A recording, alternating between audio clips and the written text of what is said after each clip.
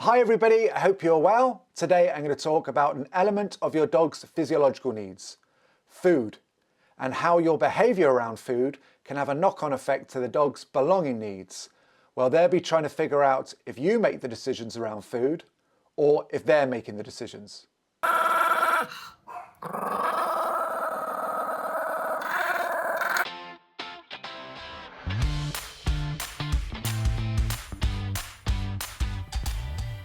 Food is your dog's most important resource. Without it, they'll die. So naturally, they're going to ask two questions around food. Who provides food and who has power of the food? You can show your dog that you provide for the food just simply by getting the food for the dog each time.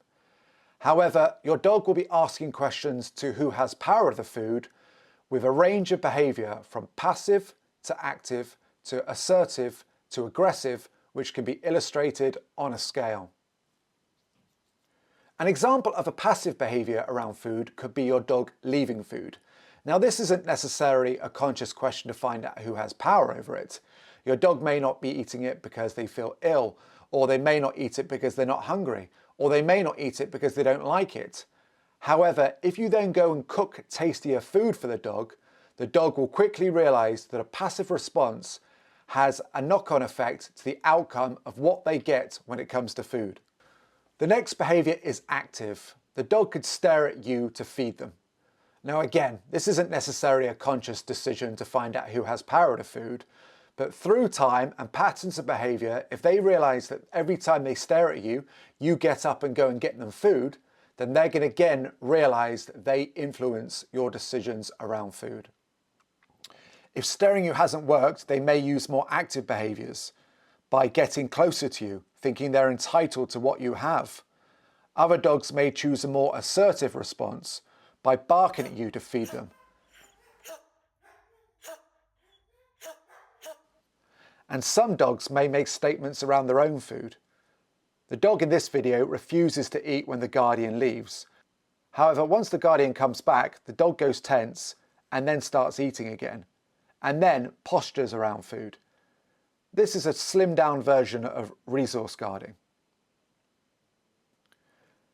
And a select few dogs that are really confused will go further on the scale and show aggression by nipping, lunging, or attacking, even when you go to prepare their food. Severe problem behaviours around food are very uncommon because we naturally answer the dog's questions around food without thinking about it. The first question of who provides food, we go and get it every single day and they don't ever go hungry. And the second question of who has power to food, most of us are putting actions in with that by not allowing our dogs to come to the dinner table, asking the dogs to sit and wait before we give them their food. So naturally they understand who makes the decisions. And interestingly, my dog Rex chooses a very subtle behaviour and asks to go outside to the toilet each time I'm eating, as a subtle reminder that he is there and not to forget to feed him. He does know if he looks at me, I don't like that. So he's chosen a very clever action to make sure that I remember him. So there you have how dogs ask questions around food.